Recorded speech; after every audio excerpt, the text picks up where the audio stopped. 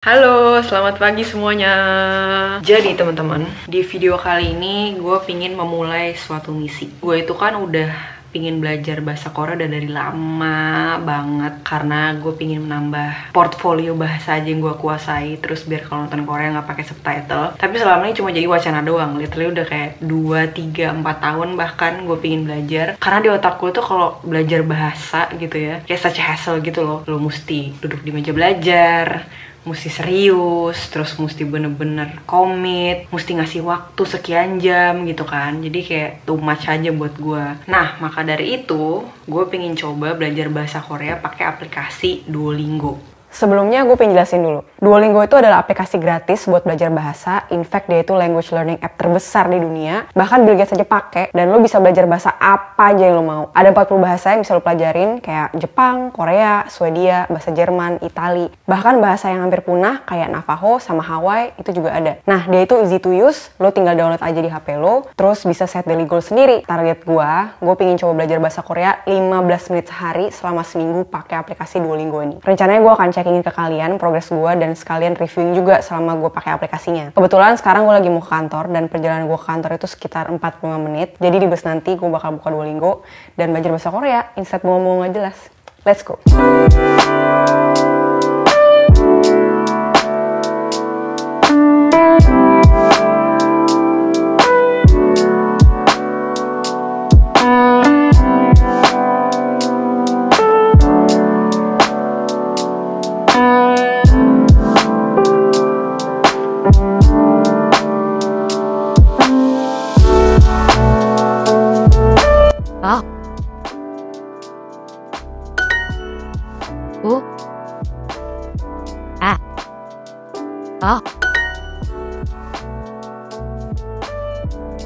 Yang gue lihat aplikasinya itu dia kayak game gitu loh, ada banyak level-levelnya gitu, dan setiap level lessonnya beda-beda.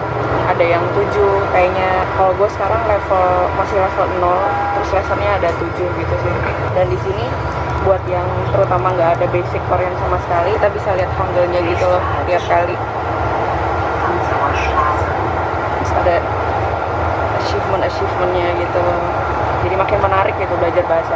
Hai, hari ini udah hari ke-3 gue belajar Korea di Duolingo. Dan so far so good sih. Gue belajarnya cukup 15 menit aja per hari. Terus belajarnya juga pas gue lagi di jalan, atau pas gue lagi kayak bengong atau nunggu atau gimana gitu. Jadi nggak terlalu mengganggu aktivitas gue sehari-hari seperti biasanya. So far yang gue pelajarin adalah alfabet bahasa Korea. Jadi awalnya tuh kayak A, I, U, E, O-nya gitu. Terus di hari-hari selanjutnya gue mulai belajar huruf konsonannya, huruf matinya kayak G, D, T, B gitu-gitu sih.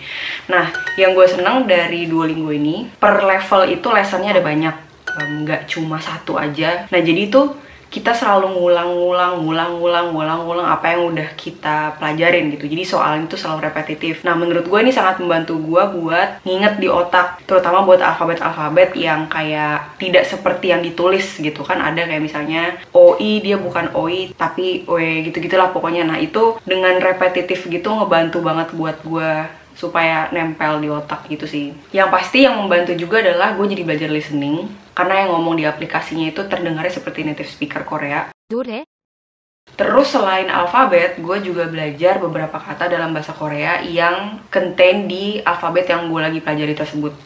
Kayak contohnya uyu atau gemi gitu, atau ai, anak kecil. Pokoknya gampang-gampang kayak gitu. Jadi at least walaupun kita baru belajar bahasa Korea, kita tahu juga beberapa vocabulary-nya. Type dari soalnya juga macam-macam. Ada yang kita mesti pilih sesuai apa yang kita dengar. Terus ada yang type matching pair kayak gini. Jadi ngebikin kita bener-bener kayak di game dan gak membosankan gitu loh. Terus gue pribadi merasanya jadi lebih ter-challenge gitu lah for some reason.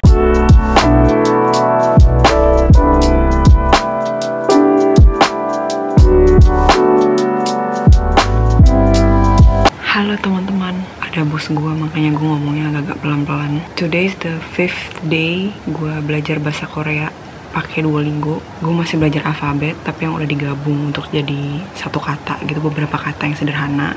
고양이는 동물입니다. metodenya juga masih sama, masih kayak di level-level sebelumnya yang gue harus kasih bahasa Inggrisnya, artinya, atau gue harus cari bahasa Koreanya atau Hangulnya.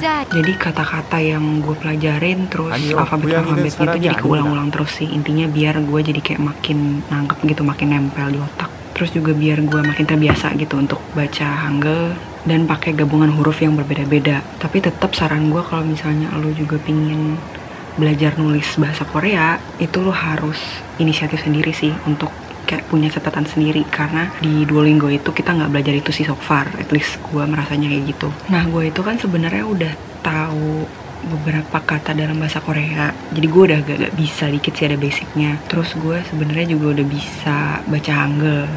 Nah cuma gue tetap merasa terbantu sih pakai Duolingo ini, walaupun gue mulainya itu startnya dari basic banget. Jadi gue kayak bisa structuring ilmu bahasa Korea yang gue udah punya sebelumnya gitu loh. Karena biasanya kan selama ini gue kayak random aja. Gue kalau belajar juga nggak yang dari buku, nggak ada strukturnya gitu, cuman karena hasil nonton, hasil dengerin lagu. Jadi ini ngebantu gue banget sih untuk bisa connecting informasi yang udah gue punya. Nah terus kalau misalnya lo nih udah ada basic misalnya suatu bahasa, ini case bahasa Korea, lo juga bisa skip levelnya sih sebenarnya. Misalnya kayak lo di satu lesson gitu performance-nya bagus gitu, lo kayak betul semua, nah lo juga bisa skip levelnya, jadi biar lo lebih cepat gitu untuk excelling ke level selanjutnya. Udah sih paling itu aja, gue pengen ngupdate-nya. Gue pengen pulang kantor karena udah malam. Sekalian mungkin di bus nanti gue akan belajar baca lagi seperti biasa.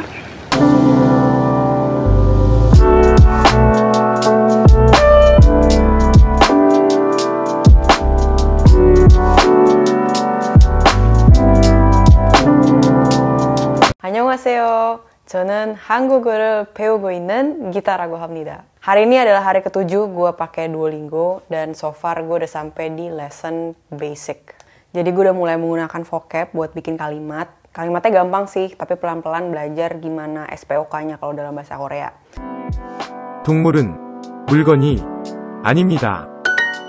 남자는 음식이 아닙니다. 아니요. 저는 아닙니다.